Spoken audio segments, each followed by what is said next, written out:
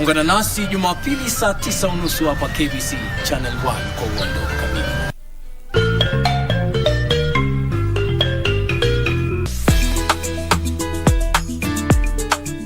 Chongo viasi wewe. Na isitoshe utaosha hata vyombo. Mimi nioshe vyombo mimi? Hata unacheza. Mwanaume mzima nioshe vyombo kwa sababu ya kukula chakula ya hoteli hii mimi.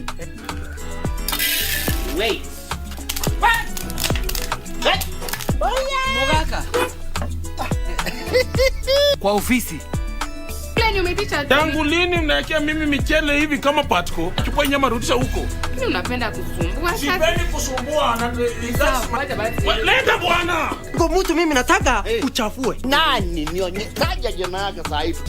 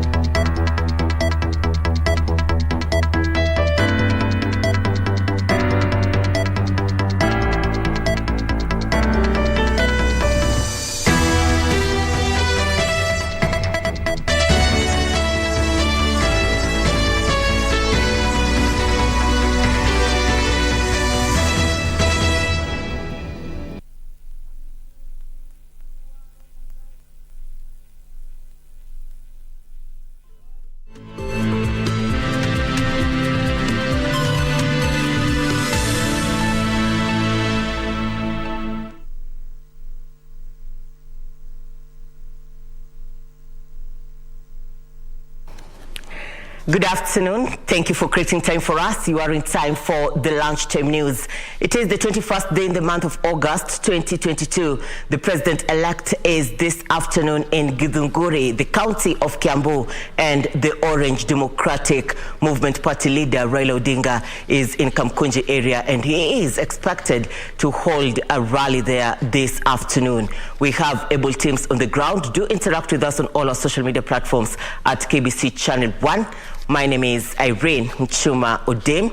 On sign language interpretation, we have Byron Abuli. And we kick off from the county of Kiambu, where my colleague Nancy Okware has been pitching camp there during the early morning hours to this hour, where the president-elect William Ruto has been attending a church service. And Okware has the latest updates. Okware, good afternoon. Well, good afternoon to you, Irene Muchuma. We are coming to you live from the Irene PCA Church that is in Githunguri constituency of Kiambu County. This is where the President William Ruto is attending a church service. That is a Thanksgiving service. Week and the first Sunday since he was declared the winner in the just concluded presidential elections. Of course, he was accompanied by the Deputy President-elect Rigathi Gachagua, and a few minutes ago they were just talking about what they are going to do once they are sworn in, if at all they are going to be sworn in without for standing with them when the polls opened, and of course for keeping their word and electing them. The President-elect Dr. William Ruto has assured the nation that he is going to work with everyone regardless of if they voted for him or not, saying that he is going to ensure that this is a united Kenya where everyone counts. He has also talked about the peace and tranquility that has been enjoyed in the country since the election results were declared. He has Kenyans for maintaining and not allowing any politicians to divide them along tribal lines. And he says that this is a new bar that has been set. And of course, as the new administration, they will ensure that they do not divide the country and that they continue to lead Kenyans based on their needs, and of course ensure that the stalled projects that are already in progress have continue to be implemented as they continue to implement new projects under the administration. And other leaders that managed to speak have just talked about the peace message and hailing Kenyans for maintaining their calm. And of course, they have talked about the court case that is anticipated to be filed by Azimio la Umoja in court. They are saying that they are ready and they are confident when the Rarely, hence they do not have any fears. They have also the President-elect Dr. William Ruto has also thanked the church for standing with him when he was campaigning. Whenever he would come to church to pray, he has said that they were welcoming, and hence he has said that once he sworn works with the church, and that the place of the church in Kenya is not lost. So for now, that is all we can update you on from our end. So it's back to you, Irene Muchuma Odim in studio.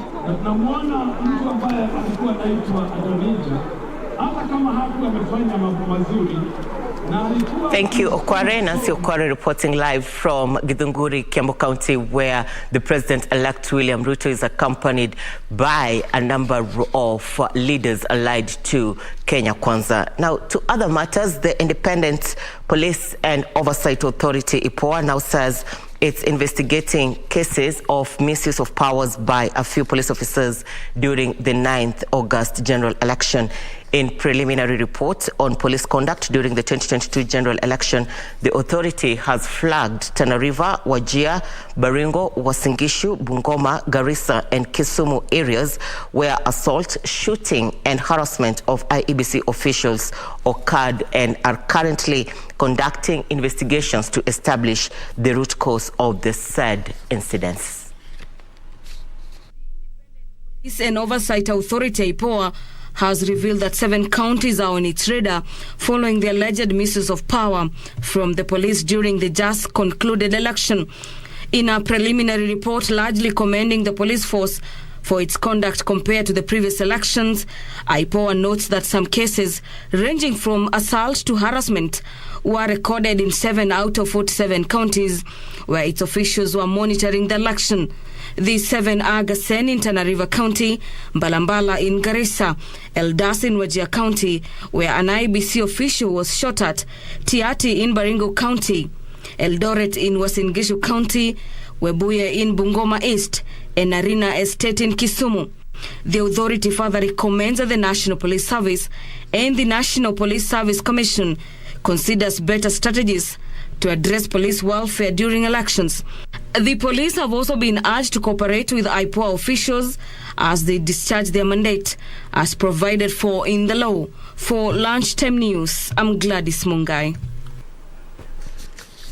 Police have commenced investigations following the murder of Amira businesswoman whose daughter was reported to have been raped 2 days ago before the death of her mother in Igembe South Sub-County. The area commander, Abdi Hassan, has urged the area residents of Maua Town to be calm, promising the arrest and prosecution of the culprits. Detectives from Manyata Police Station are investigating the death of a middle-aged woman after her body was found hanging in a rental house. According to Kangethia villagers, the woman, who is married, has been having domestic quarrels with her husband, who is an alcohol addict. Kisa hicho ni ya kusikitisha kwa sababu hatujui ni kwa nini huyu mama akiwa na mumewe hangeeleza hata shida yake kwa mumewe, amweleze mumewe ni nini iko shida. The whereabouts of her husband are yet to be established.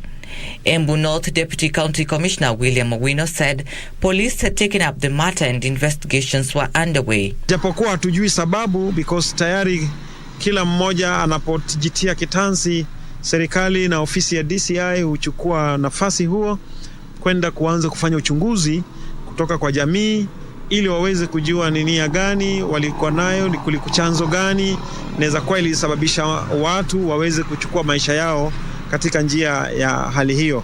Owino revealed that the sub-county had reported 3 cases in the month of August and urged residents to speak up whenever there were issues affecting them. Kama kuna shida lolote, unapoongea na wenzako, uongee na majirani, uongee na marafiki, uongee pamoja na maafisi zetu, maafisa wetu, tunaweza kusaidiana na wewe ili upate mashauri ambayo yanaweza kuzuia wewe kuchukua hatua ya kujipeleka na kujiua ama kwa kujinyonga.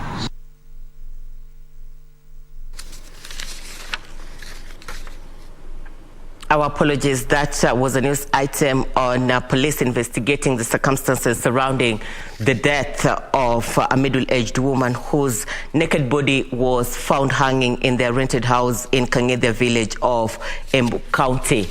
But now to Crime Watch. Police are investigating the incidents in Meru County where a Bira business person whose daughter was reported to have been raped 2 days ago before the death of her mother was found. Igembe South Sub-County Commander Abdi Hassan has urged area residents of Maua Town to be calm, promising the arrest and prosecution of the culprits. Maua Town in Meru County. The Miraha business is at its peak, but for area residents and business person, it is a sad day. This follows the murder of a Miraha businesswoman 2 days ago. Na tuko na huzuni kabisa. Mama alipatikana saa 3 ya asubuhi ya leo, ndio alipatikana akiwa maiti na mtoto wake wa miaka 12. Mama mtoto wa miaka 12 alijeruhiwa. Alitoka jioni kwa nyumba karibu saa 12. Unajua biashara mera inafanyika usiku, na unapakia mera usiku na kutuma. Sasa asubuhi maiti yake imeonekana hapo juu kwa ghorofa nyingine hapo karibu na mahali anaishi tu, ghorofa ambayo imejengwa bado haijakwisha.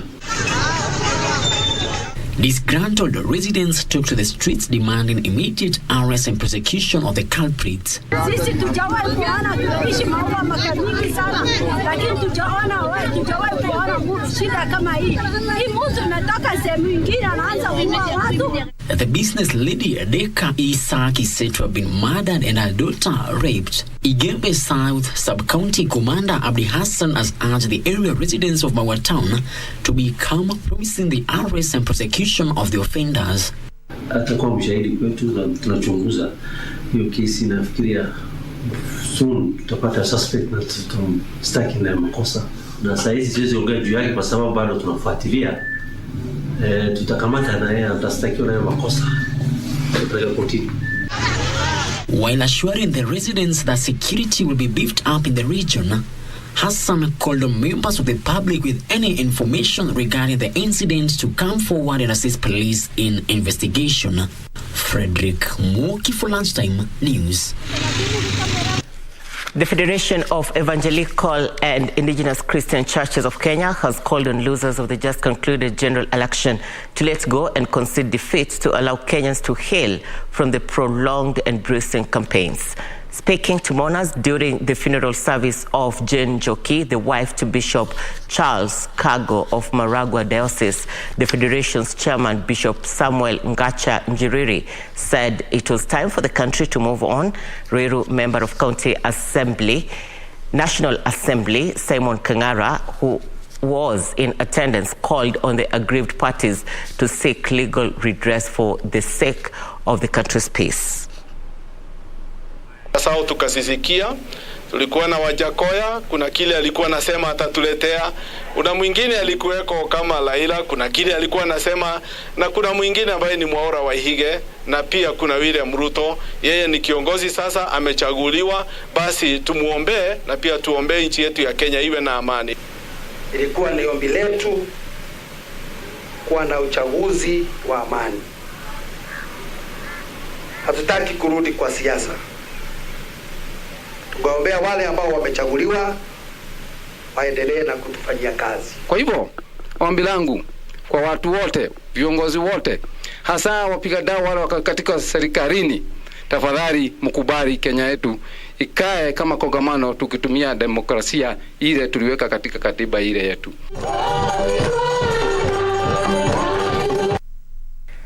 And on that note, let's take a short commercial break. We'll be back with more. Stay with us.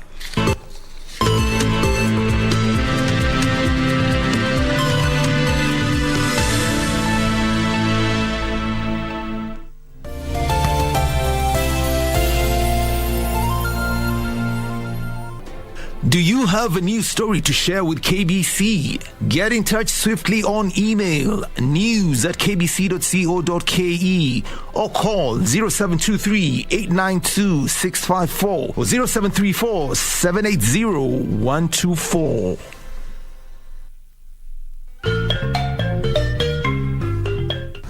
Wiki hii kwenye Mkulima tutajifunza jinsi ya kupima mchanga na umuhimu wake kabla ya kufanya upanzi. Wima atutembelee ndio tumueleze kama mchanga yake iko na viini mbaya zile zinaweza dhuru mumea.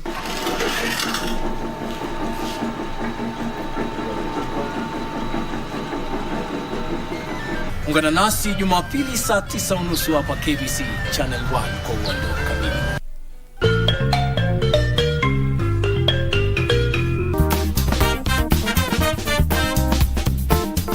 Ukiidentify yule mwanamke pale ameanza kujihusisha na mambo ya drugs, you can either sit down, consult with him, alafu baadaye unafanya assessment like nani alimmotivate, because you cannot intervene directly unless you know the root causes. Ufuatilie, ufanye assessment. Watoto wetu wametumiwa sana na hakuna alikuwa anaweza, lazima uwe shujaa kusema kweli, kujitolea kwa kitu kama ni lazima uamini kufa na kupona. Drug dependency treatment is helping them. For those who have come out that they need help, where do they go? We have a rehabilitation process. Some turning points. Ya kwanza ilikuwa is my son, ambayo nilikuwa naona hiyo kitu itakuja kumaffect in future. Alafu the next ni my young brother, ambaye alikuja akaniambia, "Awe Musa, kwani ume lose hope in life, wewe ni aje?" Well,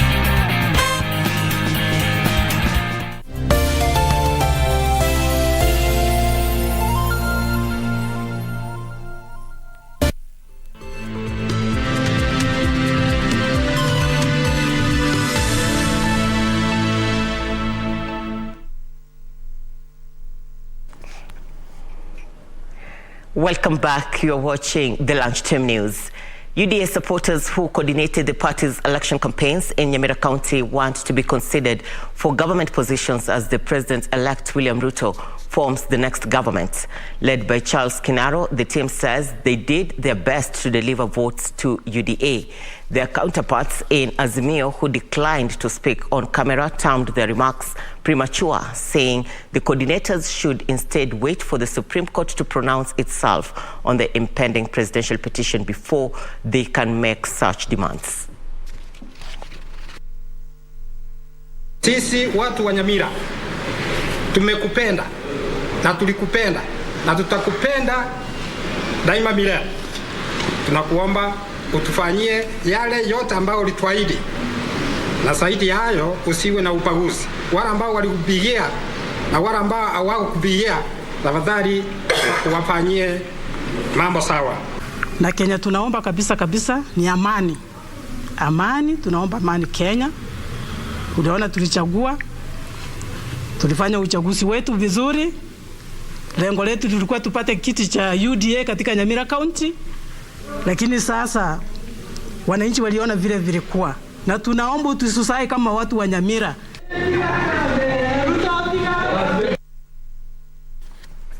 Acting Indian High Commissioner to Kenya, Rohit Vadwana, has emphasized the need to promote and strengthen the relationship between his country and Kenya, especially in matters to do with healthcare services. Speaking during the signing of an MOU between Apollo Hospitals Enterprise Limited of India and Kenya's Balma Healthcare, Vadwana lauded the solid cooperation between India and Kenya on health matters. India-based Apollo Hospitals Enterprise Limited and Balma Healthcare from Kenya have signed an MOU to set up a hospital in Kenya that will provide special treatment for transplants, neurological disorders, and oncology cases, among others. The two companies signed the MOU to establish a state-of-the-art tertiary care hospital in Kenya, with a goal to provide comprehensive care to Kenyan patients across all age groups. The MOU was signed at a meeting at the Indian High Commission in the presence of the Acting High Commissioner of India in Kenya, Rohit Vadwana. Health has no boundary, and we all have been affected by the pandemic very recently, and we would like to certainly continue with that. Apollo Hospitals coming with such a big project with DL Group is an example. I think we can multiply with in other sectors as well. And health, on an average, we issue more than 1,000 visa every year to Kenyans, and they are very happy to avail the healthcare facilities available in India. Dinesh Madhavan from Apollo Hospital Enterprises Limited, who announced the collaboration, said the hospital was in the planning stages. infra, structural and drawings and execution in the next about 4 months. And the day we start the project, it should take anywhere between 24 to 32 months based on other considerations which may not be in our control, should be within 24 to 32 months. The need to create the hospital was necessitated by the increased number of Kenyans who head to India for health treatment and checkups. We will make sure that the synergy between the other hospital and our main hospital to be feeder to, and especially we have a very good health care that will really help us, because the energy will be upgraded and be able to accommodate this. According to Balma Healthcare Limited Chairman David Langat, they will work with healthcare stakeholders in the country to ensure the services provided at the hospital get to reach all those in need. Small-scale tea farmers affiliated to factories managed by the Kenya Tea Development Agency, KTDA, are set to benefit from a consignment of fertilizer shipped from Russia. A ship loaded with the fertilizer docked at the port of Mombasa with the fertilizer, which will be packaged and distributed to outgrowers across the country. The ship docked in Mombasa with a consignment of 41,000 metric tons of fertilizer. The fertilizer, which is equivalent to 820,000 bags, arrived from Russia with the second batch of 47,000 metric tons expected in the country in the first week of September. KTDA board chairman David Ichoho says that bulk importation of the NPK fertilizer leverages economies of scale, and this enables farmers to secure the fertilizer at the best possible price.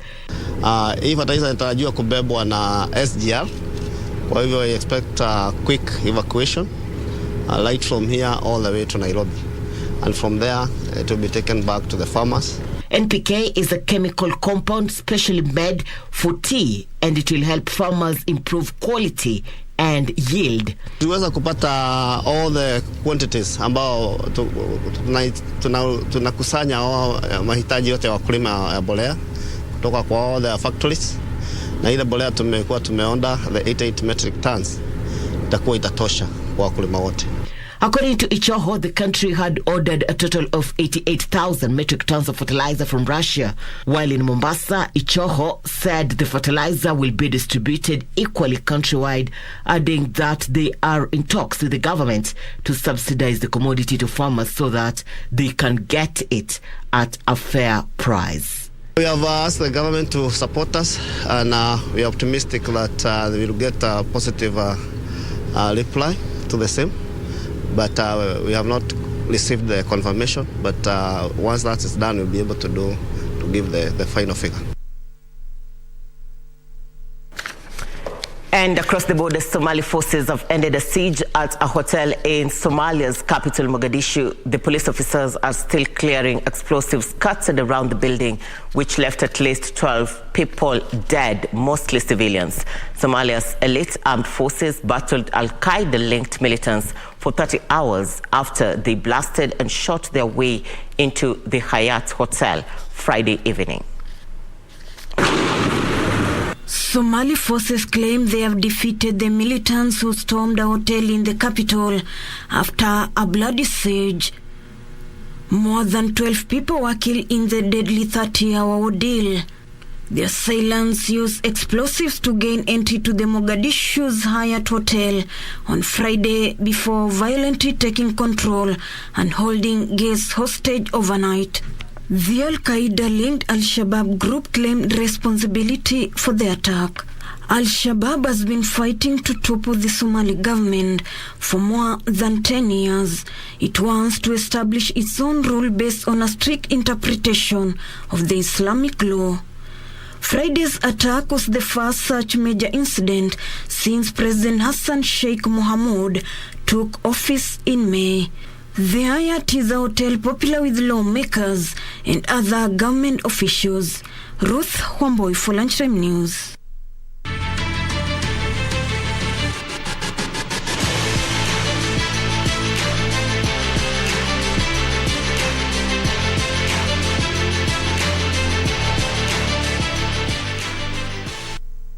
And thank you for staying with us. Time for Channel 1 Sports News. Ukraine's boxer Alexander Usyk took a second consecutive victory over Britain's Anthony Joshua to defend his unified WBO, WBA and IBF World Heavyweight titles over the course of an epic 12-round battle in Jeddah, Saudi Arabia. The result infuriated Joshua. He picked up 2 championship belts and threw them out of the ring before storming off briefly. One thing Usyk did really well in the visible, he stays outside that lead leg beautifully. In a clash billed as the rage on the Red Sea, a spirited Joshua showed some aggressiveness and intent, a vast improvement from their first fight, but could not match the brilliance and ring savviness of the Ukrainian. 2 judges scored the fight 115 to 113 and 116 to 112 to Usyk, while a third judge gave it 115 to 113 to the challenger. While there were some close rounds, Usyk was the deserved winner. Half of the 8th round here. The sequences with body shots in this round. At the end of the fight, a furious Joshua picked up 2 of Usyk's belts and dropped them on the floor and strode towards the dressing room before turning round and getting back into the ring to give an impassioned speech. I'm 18 stone, I'm heavy. It's hard work. This guy here is a phenomenal talent. We're going to cheer for him 3 times. Well, how many belts you got now, bro? 5. Hip, hip. Hip, hip. Hip, hip. Hip, hip. Hip, hip. Usyk as a champion, please raise your hand. Under them circumstances, he managed to become champion. Champ, champ. Champ, champ. Champ, champ. I can thank you, Saudi. Thank you so much. Thank you, thank you, thank you so much. Inshallah. Joshua has now suffered back-to-back defeat against Usyk, while the champion retaining the WBA, WBO and IBF titles he won in London last September. For Channel 1 Sports, this is Eddie Makina. English Premier League side Chelsea says they have identified and banned a season ticket holder indefinitely